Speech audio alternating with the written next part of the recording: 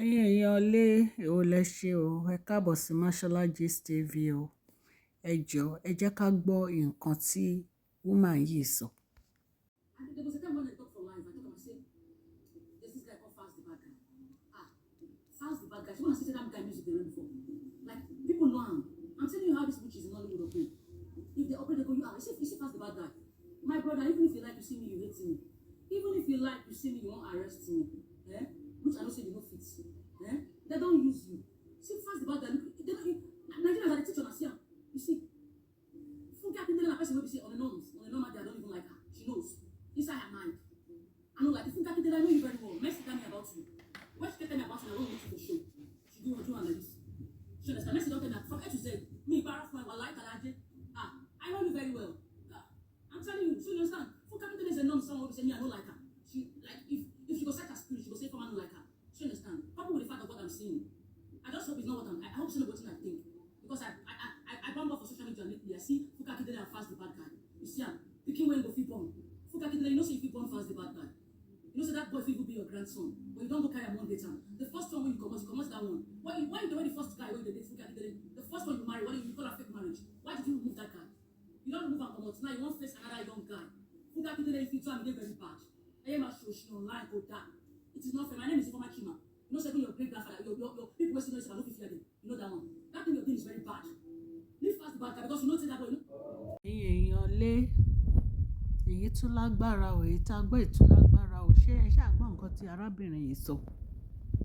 Kí ló dé tó jẹ́ pé àwọn èèyàn wọ́n máa ń dá sí ọ̀rọ̀ lọ́rọ̀? Nǹkan tí ò yé mi ni pé tí ọkùnrin bá kọni, ṣé bí ọkùnrin lóbìnrin yẹn máa fẹ́? Kí ló bàdí pé Funke Akindele àtàkùnrin yìí wọ́n fẹ́ra wọn? Kí ló bàdí? Èmi ò rí nǹkan tó bàdí ń bẹ̀ o. Wọ́n sọ pé Funke Akindele ó ju arákùnrin yìí lọ. Kí ló wà nínú ẹ̀? Age is just a number. Tó bá jẹ́ pé ó ní ìtẹríba fún arákùnrin yẹn, tó bá jẹ́ pé ọkùnrin yìí ó láyọ̀ nínú ilé ayé ẹ̀ pẹ̀lú Funke Akindele, tó dẹ̀ rí ìfẹ́ òtítọ́ ní ọ̀dọ̀ Funke Akindele, kí ló bàdí ń bẹ̀? Nísìnyí ẹ wá rí nǹkan sọ mọ́, ẹ wá ní Funke Akindele ó ń lo arákùnrin ni. Ipò ti mú glory ẹ̀. Ipò ẹ mọ̀ ipò ń lò ní. Kí ló dé? Ẹ ṣàánú ẹ̀yin èèyàn. Kí ló dé tó yẹ pé ìsọkúsọ lẹ máa ń sọ all the time? Kí ló dé? Ṣé nítorí ẹni ẹlẹ́ni ṣẹ̀ṣẹ̀ ṣe everybody loves Jennifer, owó ẹ̀ dẹ̀ wọ 1 billion?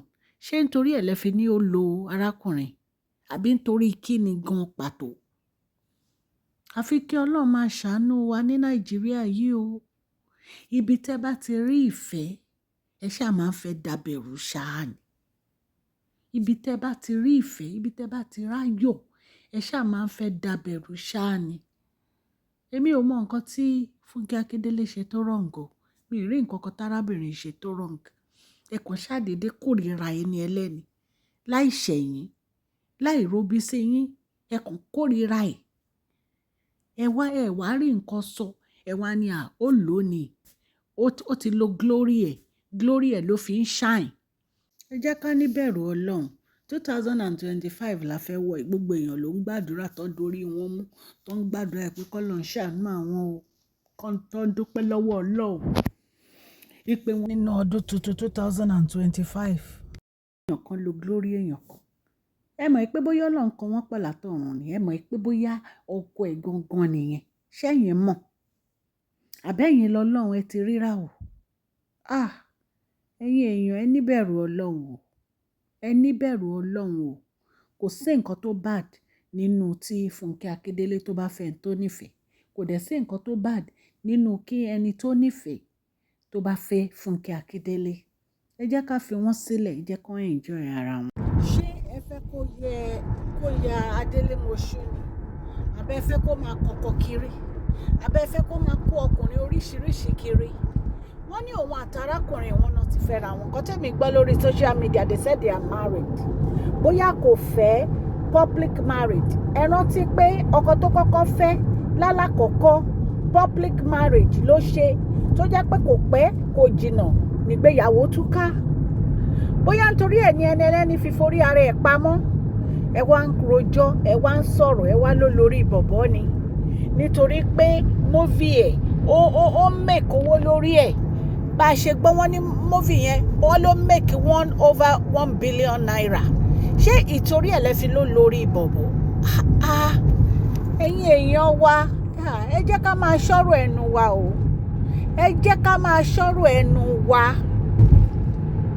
Fúnkẹ́ Akíndélé deserve good man ó deserve ọkùnrin tó máa fi lọ́kàn balẹ̀ tó bá lọ jẹ́ àgbàlagbà tó bá lọ fẹ́ àgbàlagbà ló fẹ́ tó yẹ àgbàlagbà yẹn bá ń lù ú kọ́ tó máa treat ẹ̀ ẹ̀yin òòrò yẹn and ọmọ ọdún mélòó náà ní Fúnkẹ́ Akíndélé gan tẹ́ǹsán pé ẹgbẹ́ ọmọ ẹ̀ ló fẹ́ kó lè bí bọ̀bọ́ yẹn lọ́mọ náà kí ló dé ẹ jẹ́ ká máa ro nǹkan tá a máa sọ inú ọdún tuntun la wà yìí ẹ jẹ́ ká ṣe nǹkan tó dáa nínú ọdún tuntun yìí ẹ jẹ́ káwọn èèyàn rí ipasẹ̀ rere nínú ayé wa nínú ọdún tuntun yìí ẹ má jẹ́ ká fi ẹnu bà tẹnìkejì jẹ́ ẹ má jẹ́ ká fi ẹnu bà tọmọ lọ́mọ jẹ́ èèyàn kan ló bí Fúnkẹ́ Akíndélé náà ìdùnnú wa òun ni kí ọwọ́ ẹ̀ kó máa lọ sókè sí kì í ṣe pé kí ọwọ́ ẹ̀ kó máa lọ sílẹ̀ ẹ jọ̀ọ́ ẹ fi Fúnkẹ́ Akíndélé sílẹ̀ ẹ jẹ́ kó enjoy life ẹ̀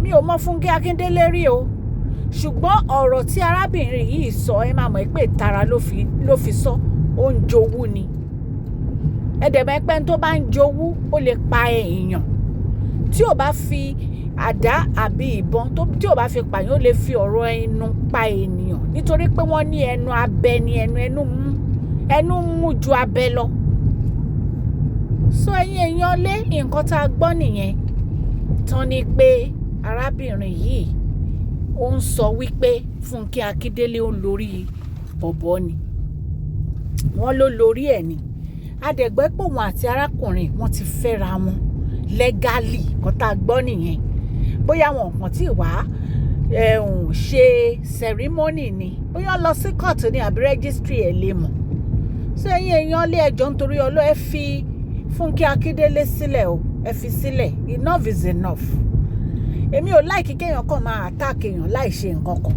kò sí nǹkan tó ṣe náà wípé nítorí ó fẹ́ èèyàn ó love èèyàn òun lẹ wá ń rojú ẹni ẹlẹ́ni ní burúkú Ọlọ́run á wà pẹ̀lú wa o ẹ jẹ́ ká ṣe rere nínú ọdún 2025 yìí o happy new year to you all God bless you.